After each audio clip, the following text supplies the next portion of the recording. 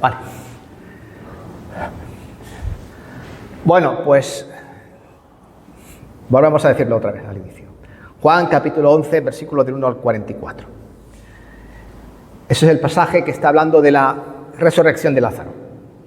Y yo decía que la esperanza la podíamos definir como la sensación de que hay algo que podemos conseguir, o de que los acontecimientos, ¿no?, en los que estamos inmersos van a tener un resultado positivo. Y todo el mundo necesita tener, hermanos, esperanza en su vida, porque es un motor, ¿no?, poderoso, y no se puede subestimar su resultado. Porque cuando una persona pierde la esperanza, ¿sabéis lo que ocurre, no? Todos sus sueños se rompen y lo que ocurre es que esa persona se rinde, ¿no?, tira la toalla. Y este pasaje, el capítulo 11 de Juan, pues describe exactamente eso, una situación sin esperanza. Porque cualquiera que hubiese visto en ese momento la muerte de Lázaro, concluiría que ya no había ninguna posibilidad de que Lázaro volviera a vivir. Sin embargo, incluso ante la desesperanza más absoluta, ¿no?, que pueda haber, hermanos, el Señor demuestra su poder y que puede intervenir en cualquier situación y transformarla en una bendición, incluidas situaciones que parecen no tener solución. Y esto es lo que ocurre en este conocido pasaje. Y yo quiero hoy hablar sobre la esperanza cuando justamente parece que no hay esperanza. Con todo lo acontecido con nuestra hermana, si alguien sabe un poco cómo ha ido su historia, en los últimos años no ha ido a mejor, sino que ha ido a muchísimo peor. Pero hay esperanza, hermano. Yo tengo esperanza de que el Señor va a hacer un milagro en la vida de ella. Y en este pasaje, como vamos a ver, se presentan varios problemas y parece que no había ninguna esperanza. Y permitidme compartir algunos de ellos, porque también algunos de nosotros nos encontramos en situaciones que parecen ser así, sin esperanza. Y seguramente existen similitudes con las circunstancias de los que algunos de vosotros atravesáis. En primer lugar, había un problema porque Lázaro estaba enfermo. Y dicen los versículos del 1 al 3. Estaba entonces enfermo uno llamado Lázaro de Betania, la aldea de María y de Marta, su hermana. María, cuyo hermano Lázaro estaba enfermo, fue la que ungió al Señor con perfume y le enjugó los pies con sus cabellos. Enviaron pues las hermanas para decir a Jesús: he aquí, al que amas está enfermo. Bien, cuando Jesús recibió esta noticia que Lázaro estaba enfermo, la palabra de Dios lo describe con un verbo que seguro que os va a sonar cuando yo lo diga. Asteneo. ¿Qué significa asteneo? ¿Suena algo? No, asteneo, con S, no con B. Astenia, ¿os suena de algo? Una persona que está asténica es una persona sin fuerzas, ha perdido las fuerzas. Entonces, ¿qué es lo que está diciendo la palabra de Dios? Que él se contaba débil, que él estaba falto de fuerzas. Posiblemente a lo mejor ni se podía levantar de la cama. Y en definitiva, esta palabra se usa en el Nuevo Testamento para designar que una persona está enferma. Marta y María, entonces, preocupadas por su hermano, le envían un mensaje al Señor Jesús para que viniese a curarlo. Y su petición, lógicamente, tiene que ver mucho de la manera en cómo ellas veían al Señor. Primera cosa, creían que el Señor era compasivo, creían que el Señor se preocupaba por Lázaro y su familia. Por lo tanto, hermanos, era lógico que concluyeran que Jesús vendría enseguida para ayudarles en un momento de necesidad. Y por otra parte, también porque ellas creían, como dice el versículo 27, sí, Señor, yo he creído que tú eres el Cristo, el Hijo de Dios que ha venido al mundo. Entonces estas hermanas posiblemente habían visto a Jesús sanar a otras personas. Y ahora, pues lógicamente, ¿qué esperaban? Pues que viniera a sanar a su hermano. El hecho de que Marta y María llamasen al Señor Jesucristo, hermanos, eso nos interpela a todos nosotros. Cuando tú estás en una situación problemática, ¿en quién buscas ayuda? Porque a veces en todo menos en el Señor, ¿no? Pero ella, en la primera persona en la que pensaron fue en el Señor Jesucristo. Y lo pensaron creyendo que Él cumpliría su petición. Cuando nosotros pedimos algo, creemos que el Señor lo va a conceder. Porque la palabra nos dice, y todo lo que pidáis en oración, creyendo, lo recibiréis. Esto dice Mateo 21, 22. Ya sabemos que había un problema porque él estaba enfermo. Pero es que ahora va a surgir otro problema que deliberadamente el propio Señor Jesús lo crea. Dice, oyéndolo, ¿no? Le llegó la noticia, Jesús dijo, esta enfermedad no es para muerte, sino para la gloria de Dios, para que el Hijo de Dios sea glorificado por ella. Y amaba Jesús a Marta, a su hermana y a Lázaro, y cuando yo pues que estaba enfermo, dice, se quedó 2 días más en el lugar donde estaba. Y luego, después de esto, dijo a sus discípulos, vamos a Judea otra vez.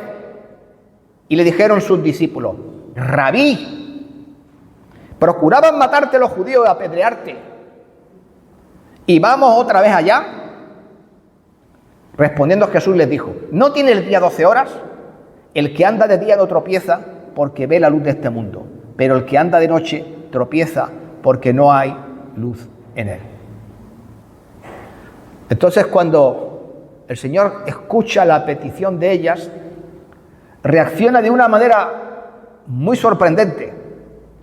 En lugar de levantarse y salir pitando,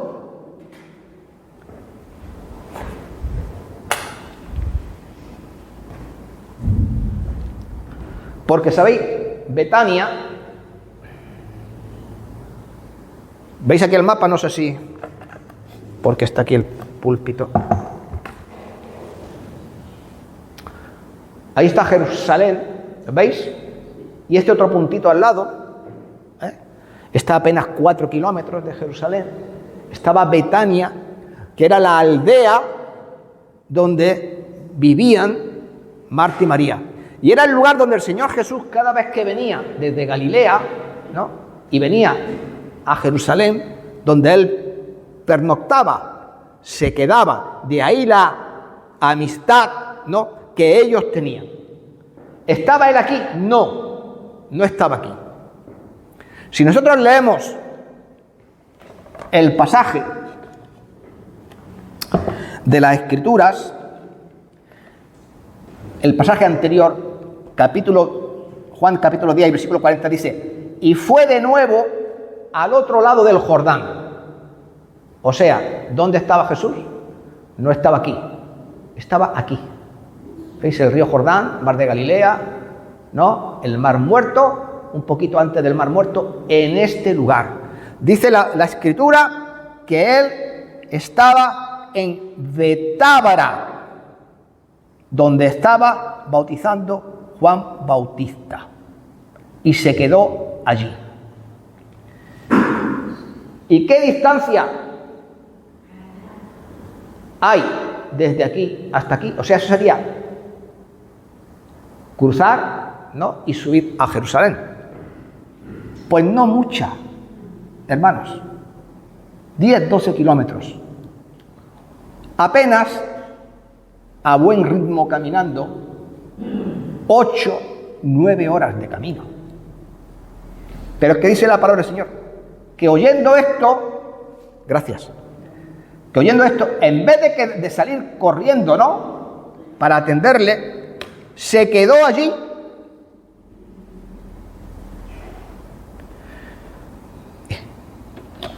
Y seguramente pensaban los discípulos, hombre, lo mismo se recupera Lázaro, ¿no?, porque con el Señor no va. Pero también el Señor Jesús les menciona a sus discípulos lo siguiente en el versículo 4. Esta enfermedad no es para muerte, sino para que el Hijo de Dios sea glorificado por ella. O sea, ¿qué les está insinuando? Que Lázaro iba a morir. Y eso se cumple literalmente en los versículos 11 y 14, donde dice, dicho esto después, le dijo, nuestro amigo Lázaro duerme. Es una manera eufemística de decir que había muerto, mas voy para despertarle. Entonces sus discípulos dijeron, hombre, si duerme sanará. Como siempre, los discípulos nunca se enteraban, ¿no? Pero Jesús decía esto de la muerte de Lázaro. Y ellos pensaban que hablaba del reposar del sueño. Y entonces, viendo que no se enteraban, el Señor Jesús le dijo claramente, Lázaro ha muerto. Ahora, si lo pensáis bien, aunque él estaba ahí en Betábara, ¿podría haber sanado a Lázaro? ¿Es que no hizo lo mismo con el centurión? ¿Recordáis? Ni siquiera tuvo que ir para sanar al siervo del centurión. Se quedó allí. Podía haberlo dicho desde donde estaba, ¿no?, que esto era, si os dais cuenta, Judea, donde está Jerusalén, y al otro lado del Jordán está Perea. Pues estaba ahí. ¿Lo podría haber dicho? Sí, pero no lo hizo. Y no lo sanó. Y lo más difícil de entender es que el Señor Jesús quisiera que él muriese. ¿Pero por qué? Pues como dice el versículo 4, para que Dios se glorificase en esto. Ahora, si no consideramos las razones del Señor para no ir en ese momento, Marta y María, hermanos, fijaros bien, se vieron obligadas a presenciar cómo su hermano moría. Se vieron obligadas a lavarle el cuerpo y a prepararlo para el entierro y ungirlo y llevarlo a la sepultura. Se vieron obligadas a sentir el dolor, la angustia, la tristeza y no digamos las dudas que surgirían en este momento acerca del Señor Jesucristo. Se vieron forzadas a vivir una situación sumamente difícil. Y yo os pregunto, ¿es que la vida no es así? Muchas veces. Fijaros que ellas llevaron sus problemas al Señor y a cambio lo que recibieron fueron un clamoroso silencio. Tú llamas a Dios esperando que Él responda a tus oraciones y haga algo frente a tus necesidades. Y lo único que recibes es silencio. Y de hecho, a veces, lejos de mejorar los problemas, ¿qué pasa? Empeoran. Y la situación de ser mala pasa a ser verdaderamente desesperada. Necesitas respuesta, pero no llega. Ni hoy, ni mañana, ni la semana que viene. Incluso puede que tarde años. Pero cuando Dios calla, entonces tenemos que recordar algo. Que el Señor pudo ver lo que las hermanas y los discípulos del Señor Jesucristo no podían ver. Que el Señor pudo ver más allá de la crisis del momento y ver lo que la muerte de Lázaro iba a representar para darle gloria a Dios. Sabía que a pesar del dolor y los problemas, al final la fe de sus discípulos, de Marta y de María, se iba a fortalecer. Porque claro, el Señor, hermano, conoce el resultado de todas nuestras crisis, incluso cuando éstas están en el momento más álgido. Y a veces se nos olvida que Dios sabe más sobre nosotros que nosotros mismos. Pues no dice, por ejemplo, Proverbios 15:3, que los ojos del Señor están en todo lugar, observando a los malos y a los buenos. ¿Es que crees que Él no se está dando cuenta de lo que está pasando?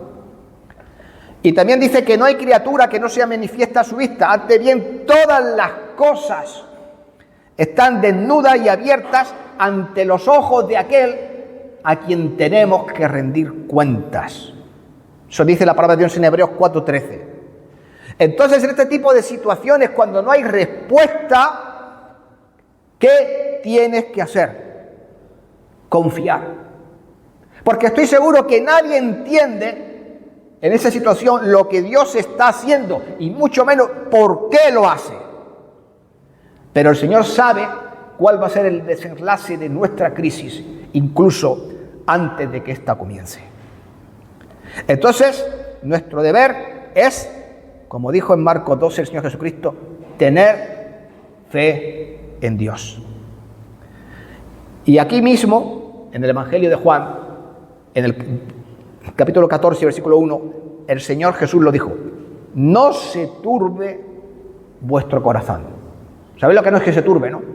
No se agite. ¿Creéis en Dios? Creed también en mí. El problema del silencio, el problema de la enfermedad, y ahora el problema se agrava porque se suma el problema de la muerte. Versículo del 11 al 16 dice: dicho esto, le dijo después: nuestro amigo Lázaro duerme, mas voy para despertarle. Entonces Jesús le dijo claramente: Lázaro ha muerto, ¿no? Ya sabéis que todos pensaban que, como dijo eso, que estaba durmiendo. Dice: y me alegro por vosotros de no haber estado allí. ¿Para qué? Para que creáis. Mas vamos a él. Y dijo entonces Tomás, llamado Dídimo, a sus condiscípulos: ¿vamos también nosotros para que muramos por él? Porque el episodio anterior a este es que el Señor Jesús, hablando con los fariseos, le dijo que él era Dios y que intentaron apedrearle. Dice: vamos a volver para allá, nos van a apedrear y nos van a matar. ¿No? Pero aquí lo importante es que Jesús esperó, Lázaro murió, ¿la situación mejoró? No, empeoró todavía más. Porque pasó de ser una situación desesperada, como es la enfermedad, a ser una situación absolutamente imposible, como es la muerte. Y lo más asombroso de todo es que parece que Jesús no hizo nada por evitarlo. Cualquiera de nosotros pensaría: este es un problema realmente insuperable. ¿Quién va a poder superar esto? Y si todavía no hay ese problema, luego vienen los problemas de las dudas. Porque cuando llega allí, versículo 21, versículo 22, y Marta dijo al Señor Jesús, si hubieses estado aquí, ¿qué? Mi hermano no habría muerto. Mas también sé ahora que todo lo que pidas a Dios, Dios te lo dará. Y entonces María, la otra hermana, cuando llegó donde estaba Jesús, al verle se postró diciéndole, Señor, la misma cosa. Si hubieses estado aquí, mi hermano no habría muerto.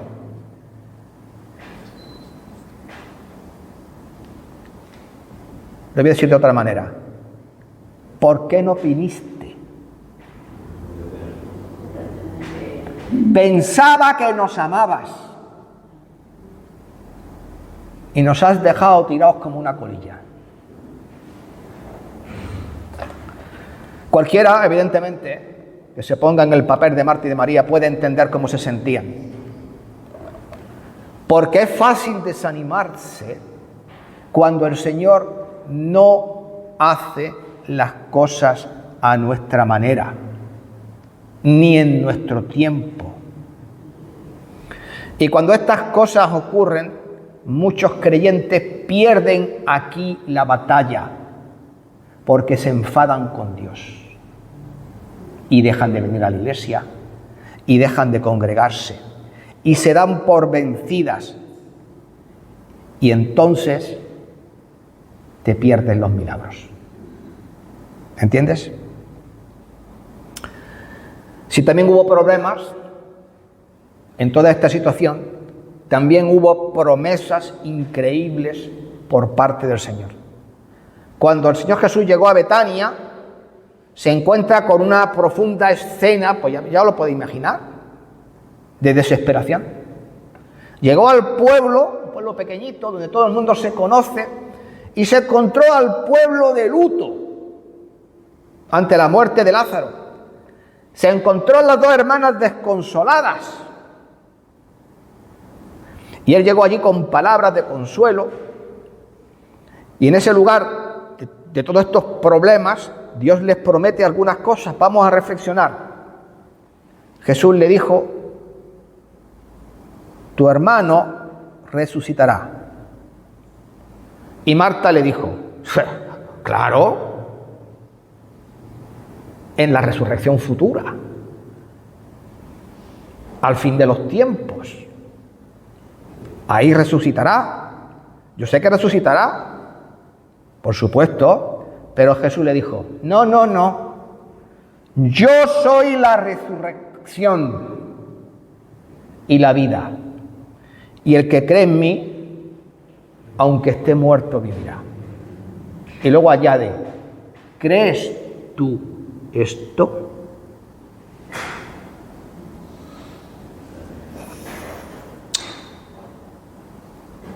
Hermanos, a veces nos pasan tantas cosas y nos pasan como a Marta. Sí, algún día lo veré. Algún día las promesas de Dios se cumplirán en mi vida. Pero nunca se nos ocurre pensar que yo soy la resurrección hoy, no mañana. Porque es nuestra relación con Dios, hermanos, los que nos pone cara a cara con Él y con el poder, hermanos, que vence la muerte. Y luego le dice el Señor Jesucristo, y todo aquel que vive en mí no morirá eternamente. Y se lo vuelve a preguntar, ¿crees esto?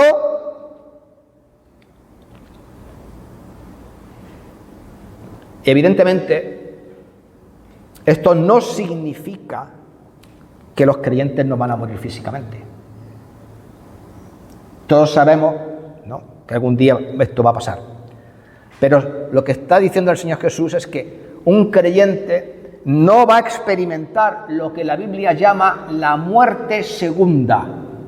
Porque la muerte primera es morir físicamente y la muerte segunda es llegar al final de los tiempos, que el Señor te resucite en el juicio del trono blanco y te condene para siempre a ir al infierno por no haber creído en Él, ¿no?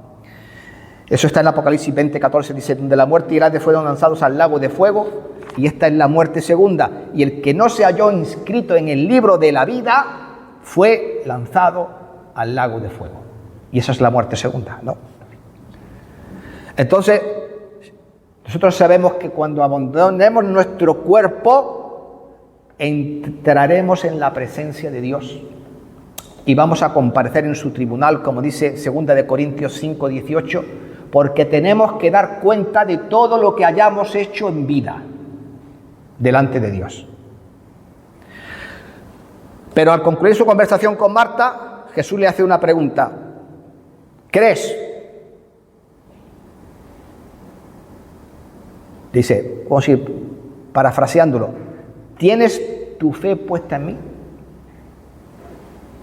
¿Tú crees que yo puedo hacer? ¿Tú crees en mí con toda tu alma? Porque, hermano, cuando un creyente cree de verdad, no solo que veremos cosas en la vida venidera, es que también vamos a ver cosas aquí, en la vida presente. Y el Señor, hermanos, puede estar en medio de las dificultades y darnos esperanzas.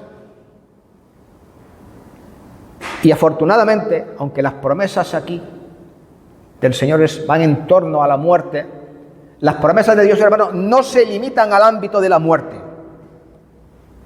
Abarcan todos los ámbitos de la vida y las cosas que enfrentamos. Hay cientos de promesas en toda la palabra de Dios y ninguna de ellas fallará, porque Dios es la garantía de todas y cada una de esas promesas. La palabra de Dios nos dice en 2 de Corintios 1:20, porque todas las promesas de Dios son en Él sí y en Él amén. Por medio de nosotros, o sea, para nosotros, para la gloria de Dios, hermanos. Entonces, pregunta que te hago. ¿Las promesas de Dios son para ti? ¿Tú lo crees? ¿Tú piensas que van a ser una realidad en tu vida?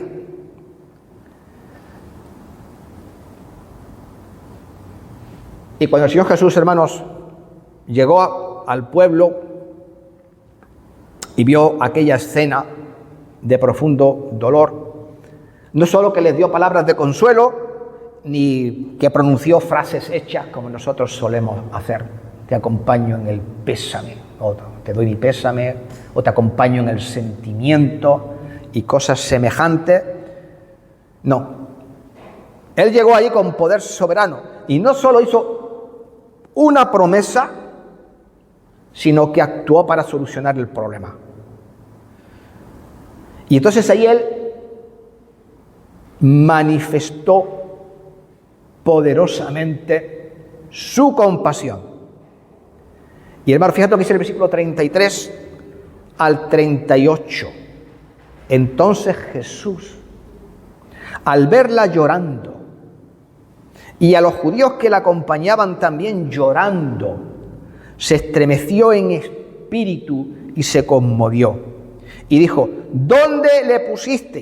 Y dijeron, Señor, ven y ve. Y entonces Jesús lloró. Dijeron entonces los judíos, mirad cómo le amaba. Y algunos de ellos dijeron, ¿no podía este que abrió los ojos del ciego haber hecho también que Lázaro no muriera? Y Jesús, profundamente conmovido, otra vez vino al sepulcro, que era una cueva y tenía una piedra puesta encima. Entonces, cuando él vio allí a las hermanas, a la gente del pueblo y a toda la gente que estaban ahí llorando, desconsoladas, Marta y María destrozadas y visiblemente afligidas, los familiares, los amigos, todos ellos ahí, junto a la tumba de Lázaro, como menciona el versículo 33, y como era costumbre también, dice que todo el pueblo judío, ¿sabéis? Las plañideras estaban allí llorando. Dice el versículo 33 que se estremeció en espíritu El versículo 35, que fue conmovido. El versículo 38, que Jesús lloró. Y luego dice nuevamente que fue conmovido en su interior. Y esta palabra, conmovido, embriomai, significa literalmente respirar como un caballo embravecido. Bufar, ¿no? Sería la palabra. ¿Por qué? ¿Os lo imagináis? ¿Por qué estaba Jesús enfadado? Además de conmovido. Por la incredulidad. Por la incredulidad. Jesús sabía lo que iba a hacer. Jesús estaba, dice, perturbado, tarasso. ¿Sabéis lo que significa? Agitado, conmovido, como en estado de shock, ¿no? Con todo lo que estuvo viendo. Pero él iba a resucitar a Lázaro, sin embargo, le conmovió el dolor y la tristeza de toda la gente que estaba allí. Le afectó profundamente, tanto, ¿no?, que el versículo más corto de la Biblia tiene dos palabras. El versículo 38 dice: Jesús lloró. ¿Y qué es lo que quiero decir con todo esto? Esto no es solamente contar una historia. Es que no te das cuenta que a Jesús tú le importas. Es que no te das cuenta que Él no es un Dios distante, ajeno a las situaciones difíciles y al dolor de los suyos. Es que no te das cuenta que Él está siempre presente y siente el dolor de aquellos a quienes ama. ¿O es que acaso no dice Hebreo, porque no tenemos un sumo sacerdote que no pueda compadecerse de nuestras debilidades, sino uno que fue tentado en todo según nuestra semejanza, pero sin pecado? Acerquémonos, pues, confiadamente al trono de la gracia para alcanzar misericordia y alcanzar el oportuno socorro. Es que no nos damos cuenta que Él cuida de nosotros, pues no nos dice Pedro 5:7, echando toda nuestra ansiedad sobre Él, porque Él tiene cuidado de nosotros. O es que tampoco nos damos cuenta que Él nos da su gracia, porque como le dijo a Pablo, bástate mi gracia porque mi poder se perfecciona en la debilidad. Y es que no nos damos cuenta que en medio de todas estas situaciones también nos puede dar paz. Por nada si estéis afanosos, si no sean conocidas vuestras peticiones delante de Dios. Y la paz de Dios, que sobrepasa todo entendimiento, guardará vuestros corazones y vuestros pensamientos en Cristo Jesús. ¿Hacemos esto? Yo creo que la mayoría de las veces no. Y luego Él te da su fuerza. Lo hemos leído esta mañana en la escuela dominical. No temas, porque yo estoy contigo. No desmayes, porque yo soy tu Dios. Que te esfuerzo, siempre te ayudaré, siempre te sustentaré con la diestra de mi justicia. ¿Qué es lo que quiero decir? Dios se preocupa por ti. Dios carga con tus problemas. No estás solo. Y en el versículo 41 y 42 dice: entonces quitaron la piedra donde había sido puesto muerto, y Jesús, alzando los ojos al cielo, dijo: Padre, te doy gracias por haberme oído. Yo sabía que siempre me oye, pero lo dije por causa de la multitud que está alrededor, para que crean que tú me has enviado. ¿Sabéis que mientras Jesús estuvo en el mundo, nunca hizo nada por sí mismo, ni siquiera para Él mismo? Todo lo que hizo, todo, siempre lo hizo en obediencia al Padre. Y buscó al Padre su poder y su permiso para resucitar a Lázaro. Lo invocó para que todo el mundo ahí lo oyera. Para que nosotros supiéramos que Él tiene el poder de ayudarnos en las situaciones difíciles. Y luego, hermanos, dice la palabra que cuando el Señor Jesús resucitó, ascendió al cielo y está sentado a la diestra del Padre. No sé si te has preguntado, ¿y qué hace el Señor ahí? ¿Qué hace ahí? ¿Ver pasar los años de la eternidad hasta que llegue el momento del arrebatamiento? Pues no. Y si Cristo es el que murió, más aún el que resucitó, el que está sentado a la diestra de Dios, el que también intercede por nosotros. Así que aquella oración que el Señor elevó frente a todos aquellos que estaban frente a la tumba, era para que todo el mundo se diese cuenta que tenemos una conexión divina. Para que nos demos cuenta que no estamos solos y que no vagamos por el mundo deambulando sin rumbo y sin esperanza, esperando a ver cómo las cosas se van a solucionar. Y luego el versículo 43-44 dice: y habiendo dicho esto, clamó a voz: Lázaro, ven fuera. Y el que había muerto salió, atadas las manos y los pies con vendas y el rostro envuelto en el sudario. Y Jesús le dijo: desatadle y dejadle ir. Fijaros bien, Jesús se conmovió, Jesús lloró, Jesús se turbó, y tras todo eso ordenó que se quitase la piedra del sepulcro. ¿Y cómo creéis que fue recibida la orden del Señor? En vez de estar expectantes, pensando lo que iba a suceder: Señor, ¿para qué? Y he de ya, porque hace 4 días que le hemos enterrado. Se está pudriendo. Y entonces Jesús le dice: ¿no te he dicho que si crees verás la gloria de Dios? Y entonces dijo: Lázaro, ven fuera. Y entonces Jesús le ordena a un hombre muerto que obedeciera una orden. ¿Puede un muerto oír? No. ¿Puede un muerto obedecer una orden? Pues no. Pero Lázaro lo hizo. ¿Sabéis por qué? Pues porque no estaba muerto. Porque lo resucitó y salió de la tumba. Y entonces le dijo: desatadlo y dejadlo ir. Entonces una simple frase de los labios, ¿no?, de Jesús, y el mismo poder que creó el universo, hermano, que dice su palabra, ¿no?, que el verbo, ¿no?, era Dios y el verbo creó todas las cosas. Pues el mismo poder que creó el universo le devolvió la vida a este hombre muerto. Y esto nos dice que Él tiene el control absoluto de todas las cosas. La misma cosa que el Señor Jesucristo les dijo a sus apóstoles: toda potestad me es dada en el cielo y en la tierra. Piénsalo. Si el Señor habló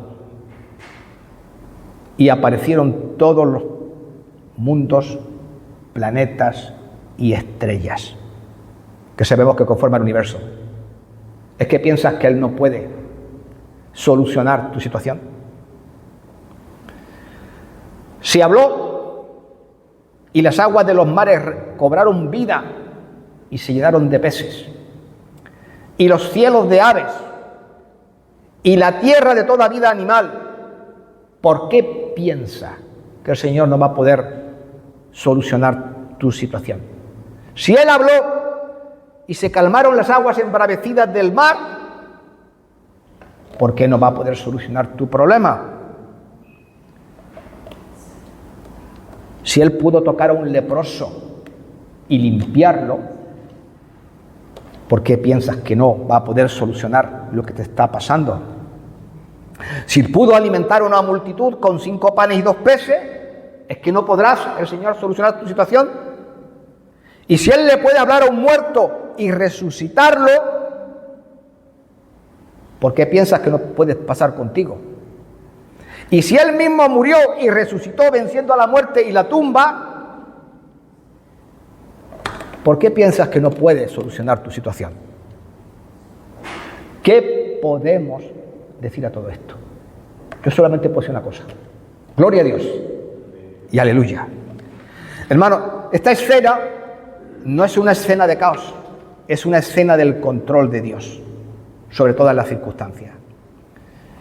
Entonces uno puede ver cómo el Señor se adentra en una situación imposible, como era la muerte de Lázaro, y trajo esperanza. Y lo sigue siendo hoy. Y os estoy hablando a todos vosotros, de entre los cuales algunos también enfrentáis situaciones imposibles. Cuando estuve ahí con María José, la ungí con aceite, antes de ir al hospital. Estaba muy mal, muy mal. ¿Y qué dice la palabra? Úngale con aceite y la oración de fe salvará. Y todo esto es una cuestión de fe, de creer, hermano. Y todos nosotros, tarde o temprano, vamos a enfrentar situaciones imposibles. Porque puede que nos toque la enfermedad, como le ha pasado a nuestra hermana, y como a Lázaro, en vez de ir a mejor, ha ido a peor, y ahora está en una nueva etapa.